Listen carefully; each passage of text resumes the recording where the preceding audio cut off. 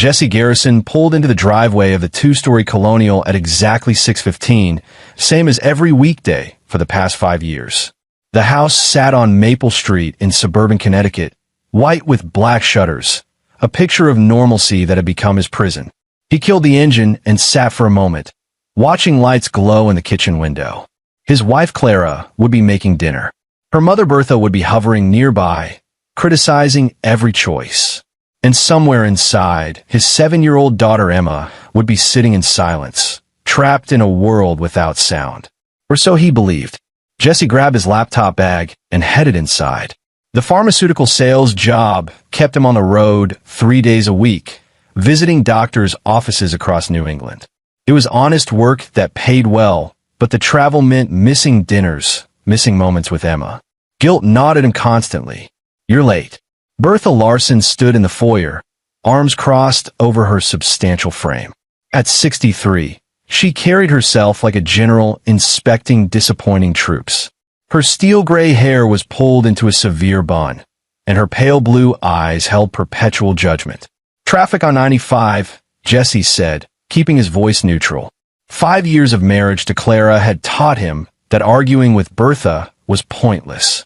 The woman had moved in 3 months after Emma's diagnosis, ostensibly to help. She'd never left. "Emma's been asking for you all day." Bertha's tone implied this was somehow his fault.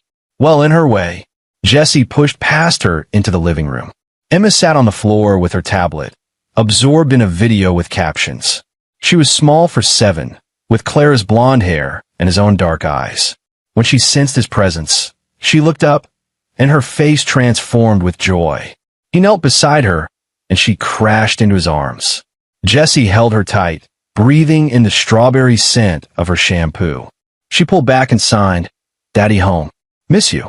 Her ASL had improved dramatically over the years.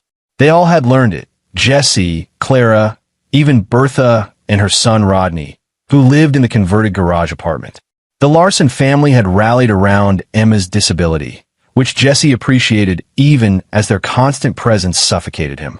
"Missed you too, princess," he signed back. She couldn't hear him, would never hear him, but he still spoke the words aloud. The doctor said her deafness was genetic, inherited from Clara's side. Bertha's sister had been deaf, and there was a cousin somewhere in Minnesota who couldn't hear either. "Bad luck," they said. "These things happen." Clara appeared in the doorway, wiping her hands on a dish towel.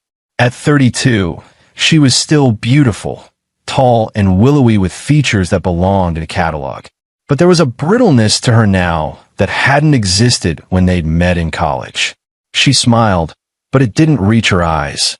"Dinner in 10 minutes, she said. "Mom helped with the pot roast." "I'm sure it's great." Jesse stood, kissing Clara's cheek. She stiffened slightly under his touch, then moved away. That night, Jesse lay awake listening to Clara's breathing beside him. She turned her back to him before falling asleep, same as always. Their marriage had become a series of polite exchanges and careful distance. He told himself it was the stress of Emma's condition. Raising a deaf child wasn't easy. The specialists, the therapists, the constant worry about her future, it took a toll. But lately, Jesse had started to suspect the problem went deeper. Clara seemed happiest when her family was around, when Bertha was offering opinions and Rodney was fixing things around the house. Jesse had become an outsider in his own home, valued for his paycheck, but not much else. He'd grown up in foster care in Boston, bouncing between homes until aging out at 18. No family, no support system. When he'd met Clara at UConn, her tight-knit family had seemed like a blessing. Now it felt like they'd absorbed him, erased him. Clara's younger sister, Christy, visited twice a week, always bringing some story about their childhood that Jesse couldn't be part of. Bertha made decisions about Emma's care without consulting him. Even Rodney, unemployed and living rent-free, seemed to have more say in household matters than Jesse did. "Just the stress," Jesse whispered to the darkness. "It'll get better." It didn't get better. Over the following weeks, Jesse felt the walls closing in. Bertha criticized his parenting, his job, his failure to show up for family dinners when work demanded travel. Clara sided with her mother more often than not. Emma remained a bright spot, greeting him with hugs and finger-spelled words of love. Then came a Wednesday in late October. Jesse had finished his sales route early and decided to surprise the family by coming home for dinner. He parked down the street, planning to walk in with flowers for Clara and a new book for Emma. As he approached the house, he heard laughter through the open kitchen window. Not unusual, but then he heard Emma's voice, clear as a bell. "Grandma, can I have a cookie?" Jesse froze on the walkway. His daughter's voice. Her actual voice, speaking perfect English with no sign of the flat effect, sometimes present in deaf children who'd learned to vocalize. He stood there, flowers drooping in his hand, try to process what he'd heard. Maybe he'd imagined it. The stress, the long drives, the loneliness. Maybe his mind was playing tricks. He shook his head and walked to the front door, key in hand. When he entered, the kitchen went silent. Bertha stood at the counter with Emma beside her, both frozen like deer in headlights. "Jesse." Bertha's voice was sharp. "You're early. Finish the route." He looked at Emma, who was staring at her shoes. "Hey, princess." She looked up and smiled, then signed, "Hi, Daddy. Were you just talking?" The question came out before Jesse could stop it. "Emma, I thought I heard." She was humming. Bertha interrupted. "Sometimes she makes sounds. Doesn't mean anything. You know that." Jesse studied his daughter's face. She wouldn't meet his eyes. Something felt wrong, but Bertha was already ushering Emma toward the stairs, muttering about homework time. Clara emerged from the laundry room, arms full of folded towels. "You're home early. I haven't started dinner yet. It's fine. I'll order pizza." Jesse watched Emma disappear upstairs with Bertha, an uncomfortable itch growing at the base of his skull. "Clara, when was Emma's last hearing test?" "Last month." "What?" I thought I heard something." Clara's expression hardened. "Don't do this, Jesse. Don't give her false hope. The doctors have been clear. Emma is profoundly deaf. My family has a history of genetic hearing loss. You knew this when we got married." "I know, but nothing. You travel all week, and when you're finally home, you question everything. My mother has been here every single day, helping with Emma, managing her therapy schedule, dealing with the school district. Maybe if you were around more, you'd understand how things work." The accusation stung because it held truth. Jesse was gone too much, but he worked those long hours to afford this house, Emma's specialists, the private school Clara insisted upon. He swallowed his response and nodded. "You're right. I'm sorry. Long day." Clara's face softened marginally. "Pizza sounds good. Get Emma's favorite." That night, after pizza was consumed and Emma was tucked into bed, Jesse sat in his home office reviewing sales figures. Through the wall, he could hear Clara talking with Bertha in the master bedroom. Their voices were low but animated. He couldn't make out words, just the cadence of an intense conversation. Around midnight, Jesse gave up on work and headed to bed. Clara was already asleep, or pretending to be. He lay in the darkness, replaying the moment in the kitchen. Emma's voice had been so clear, so normal. But Bertha was right. Emma sometimes vocalized, made sounds without meaning. The audiologist had explained it. Deaf children could produce noise. It didn't mean they could hear. Still, the doubt lingered. The next few weeks passed in the usual rhythm. Jesse traveled Monday through Wednesday, came home to Bertha's criticism and Clara's distance, and treasured his weekend hours with Emma. He tried to shake the suspicion that had taken root in his mind, but it grew like a weed. He started paying closer attention. Emma responded to visual cues perfectly. A hand wave, a light flash, someone entering her field of vision. But what about sounds outside her line of sight? He tested it subtly, dropping a pan in the kitchen when she was facing away. No reaction. Calling her name from another room. Nothing. The test confirmed what he already knew. His daughter was deaf. Except when Jesse came home one afternoon and Emma was in the bathroom with the door closed, he heard humming. Not random noise, but an actual melody. He recognized it. The theme from her favorite cartoon. He pressed his ear to the door, hardly breathing. The humming stopped. A moment later, Emma emerged, saw him, and smiled. She signed. "Need bathroom?" "No, honey. Just passing by." That weekend, Jesse suggested a family outing to the nature center. Bertha immediately protested. Emma had a therapy session scheduled. Clara sided with her mother. Rodney, sprawled on the couch watching sports, didn't even look up. Jesse felt the familiar frustration building, but kept quiet. Arguing never helped. Sunday evening, after Bertha and Rodney left to visit Christy, Jesse seized his moment. Clara was in the shower. Emma was in her room playing. Jesse stood in the hallway outside her door and did something he'd never tried before. He whispered, barely audible even to himself, "I love you, Emma." Through the crack in the door, he saw her head turn slightly. Then she smiled, that private little smile children have when they think no one's watching. She whispered back, just as quiet, "Love you too, Daddy." Jesse's heart stopped. Emma's gaze shifted, and suddenly her face went pale. She was looking past him. He turned. Bertha stood at the top of the stairs, her face a mask of fury. "Emma Claire Garrison." Bertha's voice was ice. "Come here. Now." Emma's eyes went wide with fear. Real, genuine fear. She stood and walked toward her grandmother like a prisoner approaching execution. Bertha grabbed the child's arm. Too hard, Jesse thought, and pulled her down the hallway toward the guest room where Bertha stayed most nights. "Wait," Jesse started forward. "Stay out of this, Jesse. This is a family matter." Bertha's tone brooked no argument. She dragged Emma into the guest room and slammed the door. Jesse stood frozen in the hallway, his mind reeling. Emma could hear. She could hear, and Bertha knew, and the way Emma had looked terrified meant this was something she'd been hiding. Something they'd all been hiding.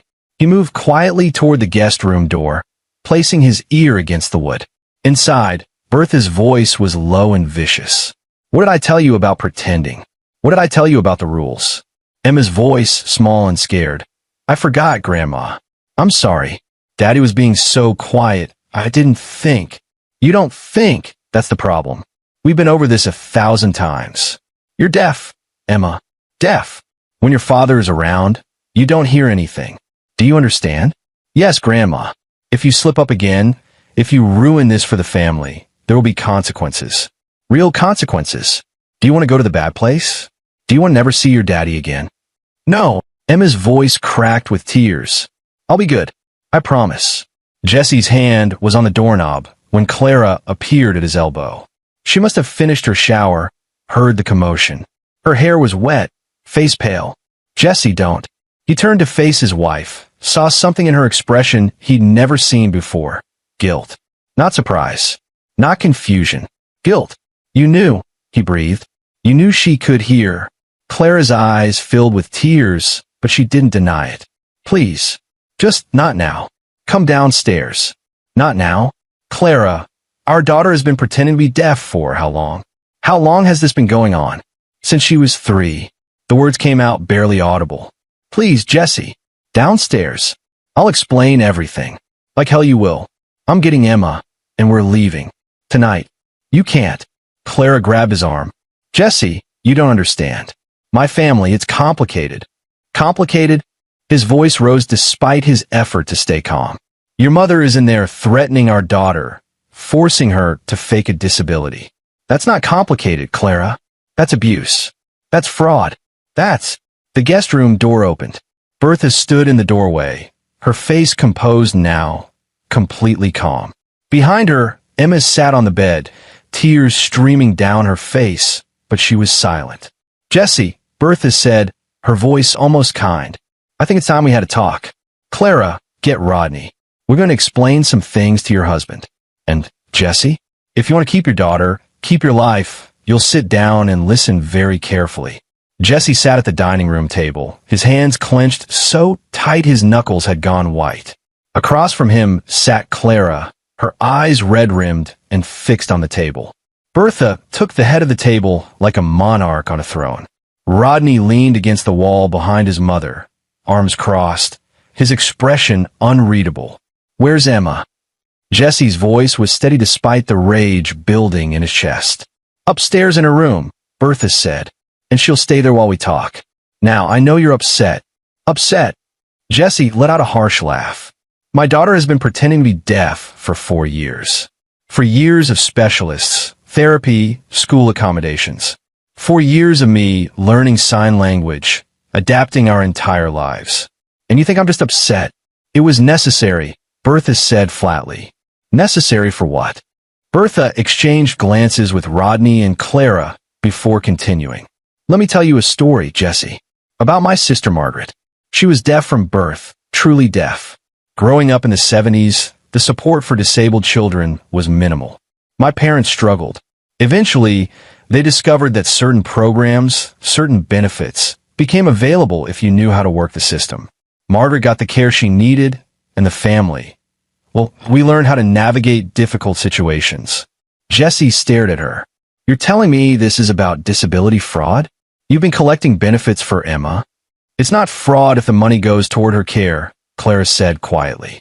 The special school, the therapists. She doesn't need a school for deaf children. She can't hear. Lower your voice. Rodney spoke for the first time, pushing off the wall. He was 35, tall and thick-muscled from his years working construction before an injury had put him on disability. You want to wake Emma? Jesse forced himself to breathe. How much? How much have you stolen? We haven't stolen anything, Bertha said coldly. The state provides approximately $36,000 per year for Emma's education and care. Additional federal SSI benefits come to another $10,000. The money covers her private school, or therapy sessions. Therapy sessions she doesn't need. A school where she has to pretend to be disabled. Jesus Christ. Jesse looked at Clara, searching for the woman he'd married. How could you do this to her? To our daughter. Clara finally met his eyes. You don't understand what it's like, Jesse. You came from nothing. No family, no support. My family has always taken care of each other.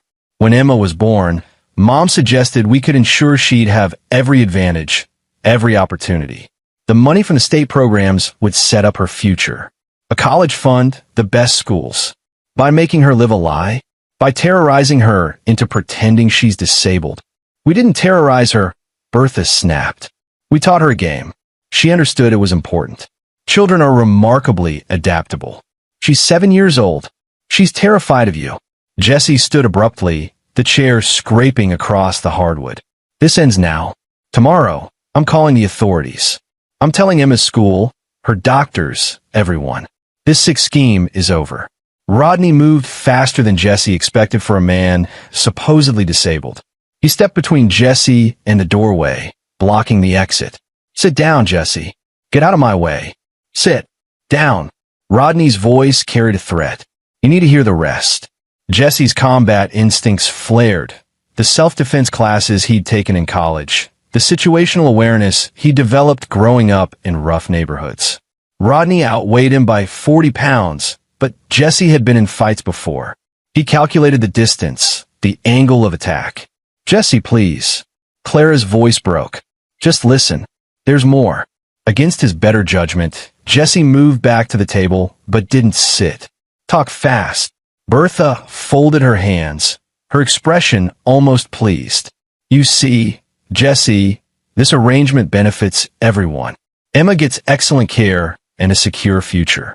Clara and I manage the household finances, ensuring everything runs smoothly. Rodney maintains the property. And you provide legitimacy.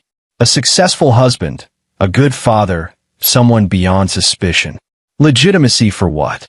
The benefits are just part of it, Bertha continued. Over the years, my family has developed certain arrangements. Connections with medical suppliers, therapy centers, equipment providers. There's a whole ecosystem built around childhood disability services. Very lucrative for those who understand it. Jesse's mind raced. You're running a network. Using Emma as your entry point. We're helping families, Clara said, but her voice lacked conviction. Other parents who need support, who need someone to show them how to navigate the system. You're coaching people to fake their children's disabilities. Bertha's smile was thin. I prefer to think of it as maximizing available resources. The government wastes billions. We simply redirect a tiny fraction toward families who need it. This is fraud on a massive scale. How many families? How much money? That's not your concern, Rodney said. Everything about my daughter is my concern. Jesse's voice was deadly quiet. I'm leaving. I'm taking Emma, and I'm reporting all of you. No, Bertha said simply. You're not. Watch me. Jesse, listen to me carefully. Bertha stood, her full height imposing. If you try to leave, if you try to expose this, several things will happen. First, Clara will file for divorce, claiming you've been abusive and unstable. She has documentation, emails you've sent, messages where you complained about stress and depression. Her family will testify to your increasingly erratic behavior. That's a lie. Doesn't matter. Second, we'll claim you discovered Emma's miraculous recovery and saw an opportunity for financial gain. Who do you think the authorities will believe? A loving mother and grandmother who've been documenting Emma's progress, or a husband who travels constantly and decided his daughter was magically cured? Jesse's stomach dropped. You've been planning this. We've been protecting ourselves, Clara said, in case you ever became difficult. Third, Bertha continued, you'll lose Emma. Clara will get full custody. You'll be lucky to get supervised visits. And during those visits, you'll watch your daughter continue to pretend to be deaf, because if you try to expose the truth, we'll move somewhere you can't find us. Family law heavily favors mothers, Jesse, especially mothers with strong family support systems against transient fathers with questionable backgrounds. You can't. We can. We already have lawyers on retainer. Documents prepared. We've thought through every scenario. Bertha sat back down, clasping her hands. But it doesn't have to come to that. You can continue to be part of this family. Continue your job, your life.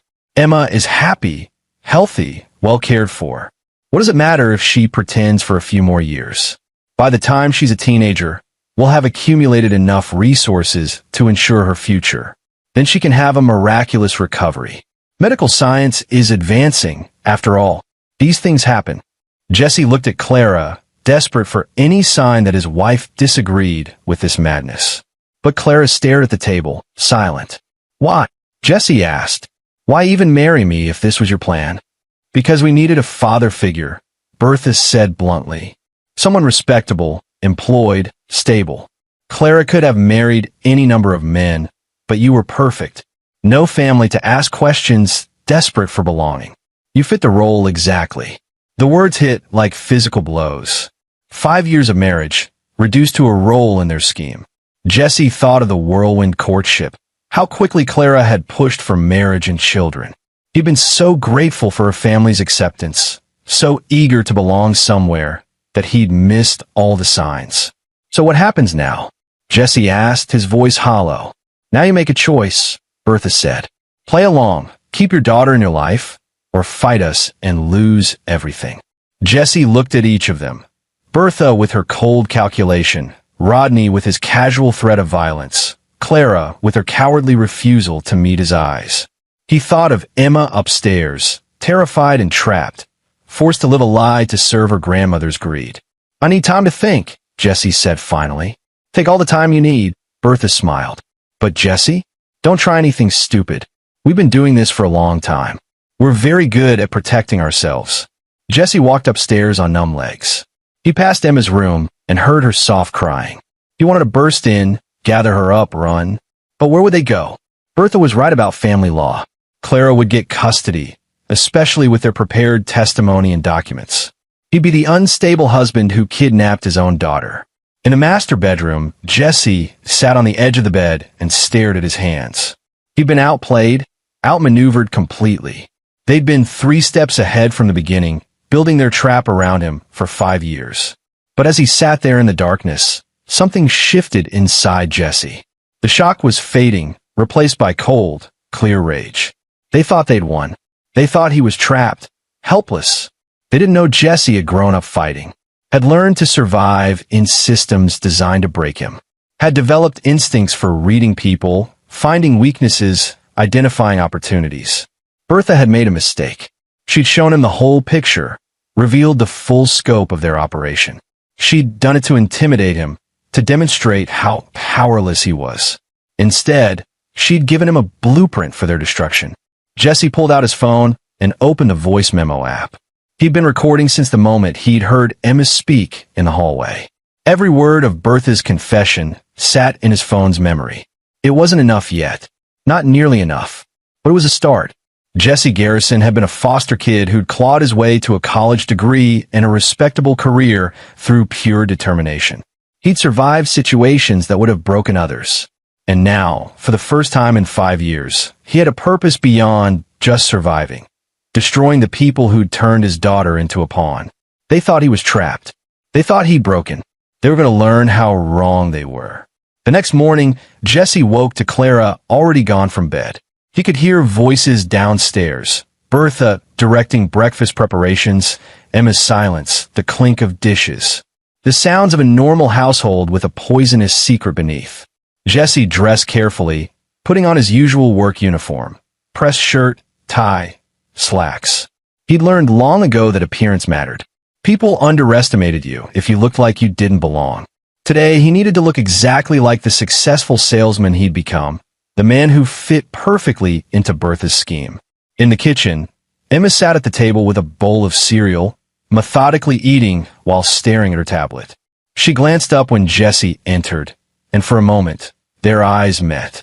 He saw the question there, the fear, the hope. He gave her the smallest nod. "Wait, trust me," and her expression eased slightly. "Good morning," Jesse said generally. "Coffee's ready," Bertha said from her position by the stove. She was making eggs, her movements precise and controlled. "Clara had an early appointment. She'll be back this afternoon." Jesse poured coffee, his mind racing. Clara's appointment was probably meeting with lawyers, ensuring their documentation was in order. They were tightening the net, preparing for any move he might make. Good. Let them think they were in control. "I've been thinking about our conversation last night," Jesse said carefully. Bertha turned, spatula in hand. "And you're right. Fighting you would hurt Emma most of all. I'm not willing to risk losing her." The words tasted like acid, but Jesse kept his expression neutral. "If this arrangement ensures her future, I can live with it." Bertha studied him for a long moment, her pale eyes searching for deception. Jesse had spent years in sales, perfecting the art of telling people what they wanted to hear. He met her gaze steadily, let his shoulders slump just slightly, projected defeat. "Smart choice," Bertha finally said. "You'll see, Jesse. This is better for everyone. I have some conditions." "Conditions?" Bertha's eyebrows rose. "Nothing unreasonable. I want more time with Emma. Regular father-daughter outings, just the two of us. She can keep up the act in public, but when it's just us, I want real conversations. I want to know my daughter." Bertha considered this. "That seems acceptable. It might even be good for her, having outlets where she can be normal." "But Jesse," her voice hardened, "if you try anything during these outings, if you deviate from a predetermined route, if you contact anyone suspicious, we'll know. And the consequences will be severe." "I understand." "Good. Now eat your breakfast. You have a long drive to Worcester today." Jesse sat across from Emma and signed good morning. She signed back, her movements careful and precise. A 7-year-old who'd become an expert at deception because the adults in her life had forced her into it. After breakfast, Jesse gathered his things for the day's sales route. Before leaving, he knocked on Emma's door. She was sitting on her bed, still in her pajamas. "Hey, princess," he said aloud, then signed the words. She waved, smiling uncertainly. Jesse crossed to her, knelt down, and carefully signed. "I love you. I'm going to fix this. Be brave." Emma's eyes widened. She glanced at the door, then back to him and signed. "Promise?" "Promise." He kissed her forehead and left, forcing himself not to look back. In the hallway, Bertha stood with her arms crossed. "Touching," she said dryly. "Don't be late for dinner." Jesse drove to Worcester, but his mind was already working through the problem systematically. Bertha's operation was extensive, multiple families, medical providers, therapy centers. That meant documentation, money trails, communication records. It also meant accomplices, people who could potentially be turned or who might have made mistakes. At his first sales call, Jesse excused himself and found a quiet corner of the parking lot. He pulled out his phone and called an old college friend, Muhammad Woodward, who'd become an investigative journalist in Hartford. "Jesse Garrison." Muhammad's voice was warm. "Haven't heard from you in forever. How's married life?" "Complicated. Listen, I need advice off the record. Hypothetically, if someone was running a disability benefits fraud scheme, coaching families to fake their children's disabilities, How would you investigate it? There was a pause. That's a hell of a hypothetical. Is this related to Emma? Jesse closed his eyes. Can't say yet. I just need to know the process. Okay. Hypothetically, you'd need hard evidence. Documentation of false medical claims. Testimony from participants willing to flip. Financial records showing improper benefit use. The feds take this stuff seriously. It's federal money being stolen. Health and Human Services has a fraud division, and so does the FBI. But Jesse, Muhammad's voice dropped. If this is what I think it is, be careful. People running schemes like that don't take exposure well. I'm aware. Thanks, Muhammad. Call me if you need help. Real help. Jesse hung up and stared at his phone. He needed evidence, but gathering it while living in Bertha's house, under constant watch, would be nearly impossible. He needed allies, but anyone he contacted put them at risk. He needed time, but every day Emma continued this charade damaged her more. Think, he told himself. You solve harder problems. Break it down into steps. Step 1. Document everything. Record conversations, photograph documents, build an evidence file that was bulletproof. Step 2. Identify weak points in Bertha's network. Who else was involved? Which accomplices might be vulnerable to pressure or persuasion? Step 3. Protect Emma. Ensure that when this collapsed, because Jesse would make it collapse, his daughter wasn't caught in the wreckage. Step 4. Destroy them so completely they couldn't retaliate. It was audacious, maybe impossible. But Jesse had learned something growing up in the foster system. When you had nothing to lose, you could take risks others wouldn't dare. Over the next 2 weeks, Jesse became the perfect compliant son-in-law. He came home on time, deferred to Bertha's judgment, took Emma on supervised outings to the park and the library. He smiled at Clara, helped Rodney with household repairs, played his role flawlessly. And while playing that role, he gathered information.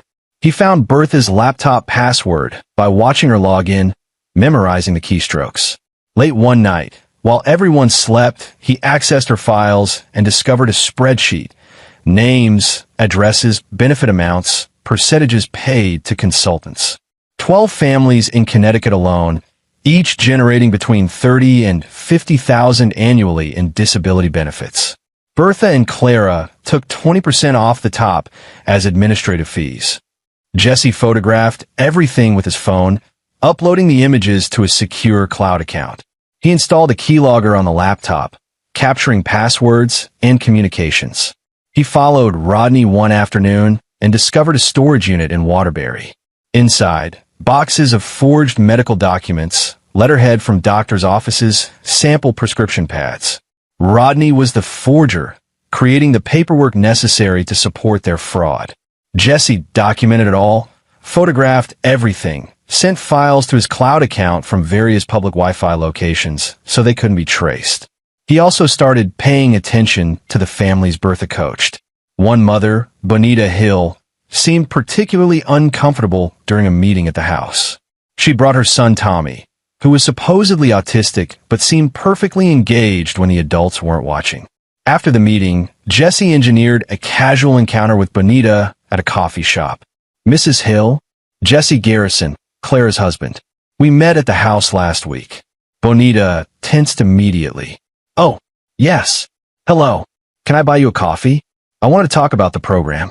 They sat at a corner table, and Jesse watched Bonita wrap her hand around her cup like she was cold despite the warm afternoon. How long have you been working with Bertha? Jesse asked gently. 6 months. She approached me after Tommy's teacher suggested he might need evaluation. Bertha said she could help us get services without the hassle of traditional channels. And has it helped? Bonita's eyes filled with tears. Tommy's not autistic, Mr. Garrison. He's fine. But we're drowning in debt for my husband's medical bills. Bertha said if Tommy qualified for certain programs, we'd get support money. She made it sound so easy, so harmless. Just attend some therapy sessions, file some paperwork. But now, she wiped her eyes. Now I can't sleep. Tommy asks why he has to pretend. My husband doesn't know. If he finds out, he'll leave me. And if I stop, Bertha says she'll report me for fraud. I go to jail. Jesse reached across the table and took Bonita's hand. What if I told you there was a way out? A way to stop this without going to jail? Bonita stared at him. Ow! I can't explain everything yet. But if you're willing to testify, to tell authorities what Bertha did, how she recruited you, coached you, provided false documents, you'd be seen as a victim, not a criminal. Especially if you came forward first, cooperated fully. She'll destroy me. She has connections, people. Not if she's already in custody when you come forward. Not if there are a dozen other families testifying alongside you. Jessie squeezed her hand. I'm building a case, Mrs. Hill. But I need allies. People willing to stand up when the time comes. Bonita was quiet for a long moment. Finally, she nodded. What do you need me to do? Over the next 3 weeks, Jessie made similar contact with 4 other families in Bertha's network. Each had been coerced, threatened, trapped by their own initial bad decision to go along with the scheme. Each agreed to cooperate when Jessie made his move. But he still needed the big piece, someone in the medical or administrative system who was complicit. The scheme required doctors signing off on false diagnoses, therapists filing fake progress reports, administrators processing fraudulent claims. Someone in the system was being paid to look the other way. Jessie found him by following the money. Bertha's file showed regular payments to AR Consulting, $10,000 monthly. A business license search showed AR Consulting was owned by Adam Kane, who happened to be the regional administrator for Children's Disability Services in the State Department of Health. Adam Kane was the bureaucrat who approved benefit claims, ensured families got fast-tracked, and buried any questions about unusual patterns. He was the keystone of the whole operation. Jessie spent days researching Kane, building a profile. The man lived beyond his means. Nice house in West Hartford, expensive car, country club membership on a government salary. He was also facing a nasty divorce, with his ex-wife claiming hidden assets. Jessie made an anonymous tip to the State Inspector General's office, providing just enough information to trigger an audit of Kane's department. He didn't provide proof yet, just questions. Why did certain families get benefits approved in record time? Why were some medical documents filed incorrectly but still processed? Why did approval rates in Connecticut exceed national averages by 40%? The audit would take months, but it would cast attention on Kane, make him nervous, potentially make him sloppy.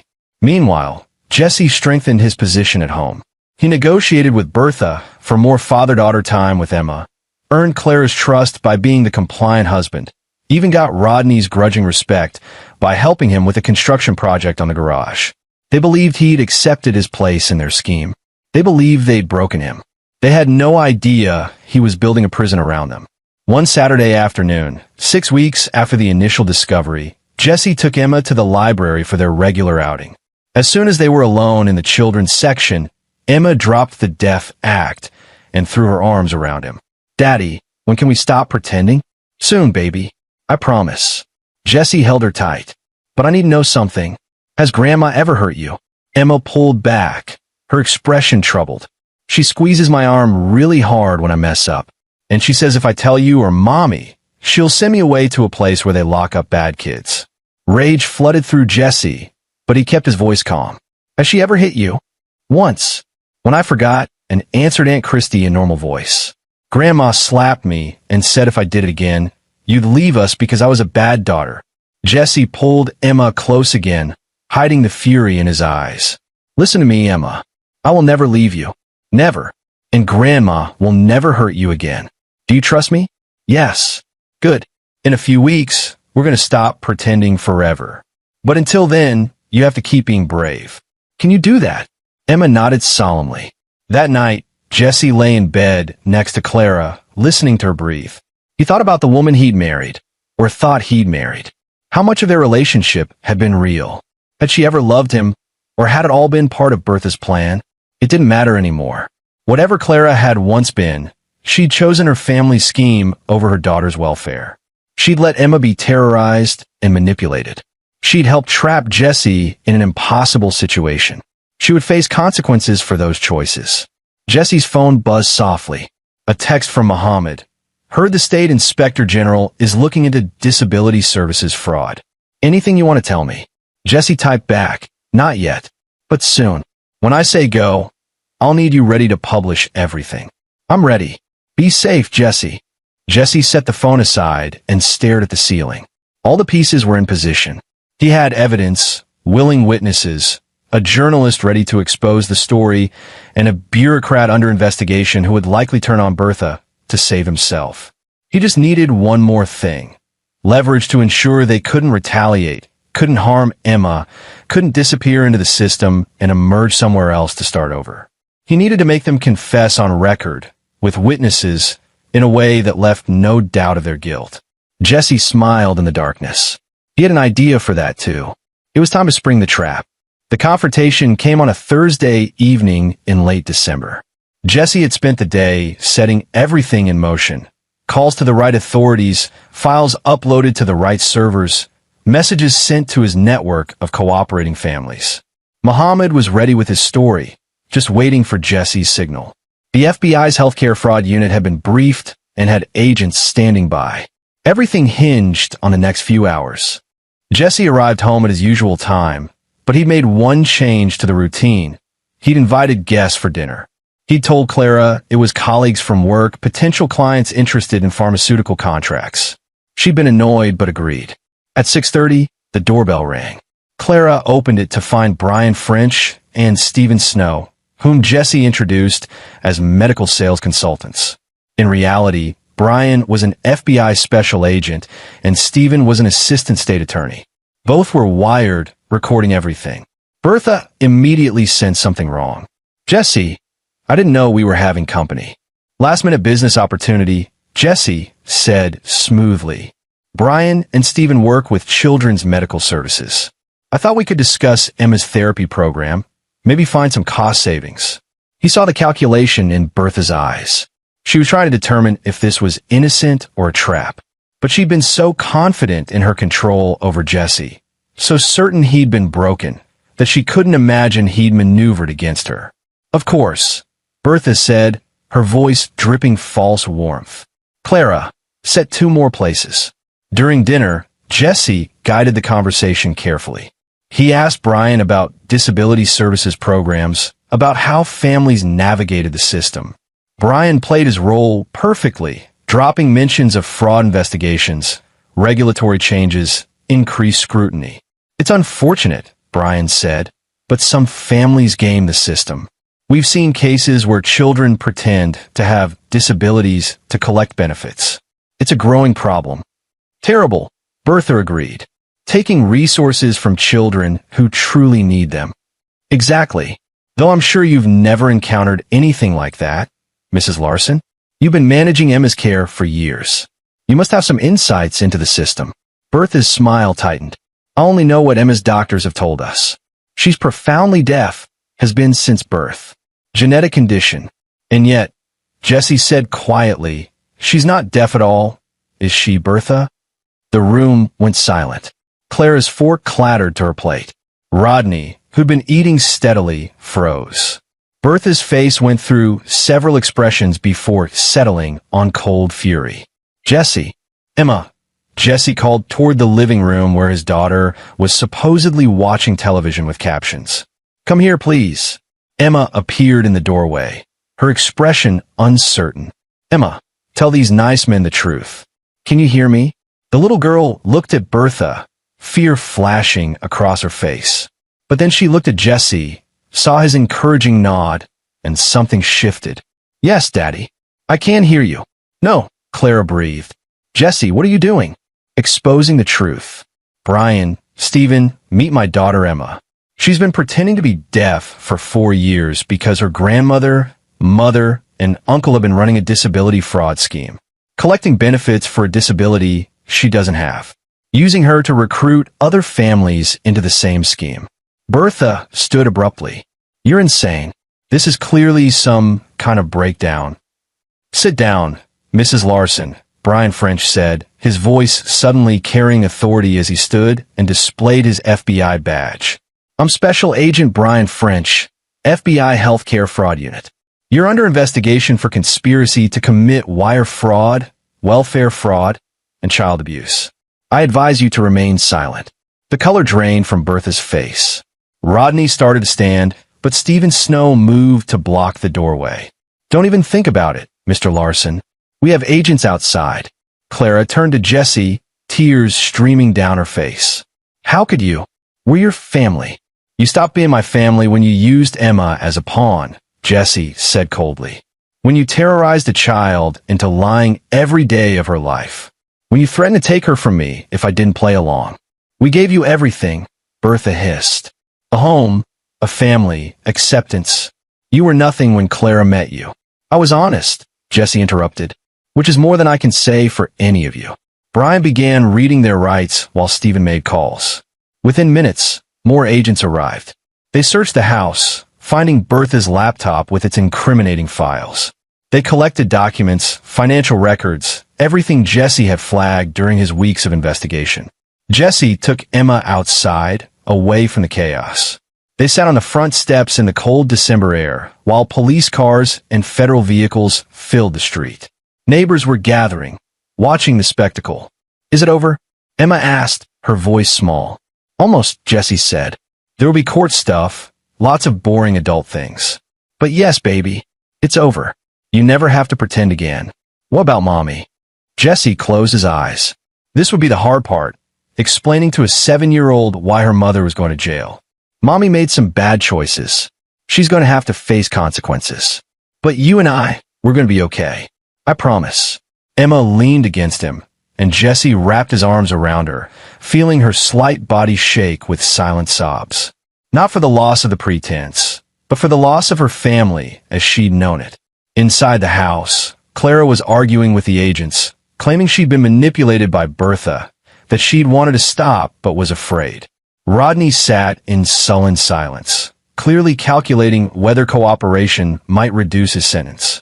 And Bertha sat with her hands cuffed, her face a mask of hatred, staring at Jesse through the window.